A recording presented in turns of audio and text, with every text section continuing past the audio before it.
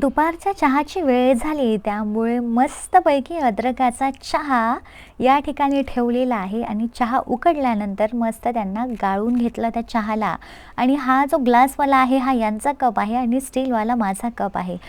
2 दिवस गावाला गेले होते थोडं फिरायला, तर इकडे रांगोळी मोडून सगळी माझी रांगोळी अस्ताव्यस्त करून टाकली होती. कोणी केली ते माहिती नाही, पण म्हटलं जाऊ द्या, होतच असतं हे सगळं.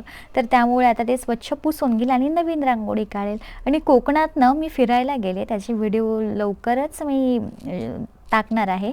आणि तिथून काही मस्तपैकी असे झाडं ढापून आणलेत आणि त्यामध्ये स्नेक प्लांट आहे आणि भरपूर हे 10 वाजेचाच प्रकार आहे, त्याचेच भावंड असतील ते. आणि आणखी एक शोचं झाड आहे, मला त्याचं नाव माहिती नाही.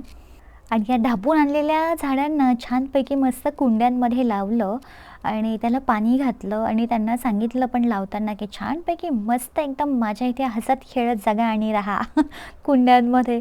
तर ह्या स्नेक प्लांटला सुद्धा कुंडीमध्ये लावून घेतलं, त्याला पाणी टाकलं आणि तिचे 10 वाजेचे जे भावंड होते ना, तर त्यांना पण ज्या माझ्याकडे कुंड्या आहेत त्या कुंड्यांमध्ये त्यांना असं लावून दिलं. ती तर इझिली जगतात आणि अशा प्रकारे त्यांना पण मस्त पाणी टाकून घेतलं.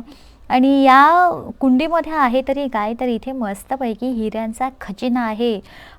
मी कोकणला गेले तर तिथूनच समुद्रामधून मस्तपैकी असे हे छानपैकी मस्त मल्टी कलरवाले हे स्टोन मी तिथून समुद्रामधून जमा केले होते आणि त्याच्यामध्ये मला मस्तपैकी कलरचे असे हे छोटे छोटे स्टोन सापडलेत आणि कलर इतके सुंदर होते ना त्या त्या सगळ्या स्टोनचा.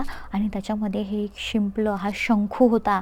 हा शंखू तर इतका सुंदर आणि सुरेख दिसत होता ना, तर तो पण मी तसाच उचलला, ढापला समुद्रामधून. आणि आज सगळ्या व्हिडिओमध्ये तुम्हाला ढापलेल्याच गोष्टी मिळतील. तर छानपैकी मस्त असे इथे वेगवेगळ्या प्रकारचे स्टोन होते आणि मग मी म्हटलं, देवा मला एक तरी याच्यामध्ये असा हिऱ्याचा स्टोन सापडू दे रे, की जेणेकरून माझं अख्खं आयुष्य आरामात जाईल. पण तसं तर काही झालं नाही. तर बघू याला छान काही ना काही डेकोरेशनसाठी याचा यूज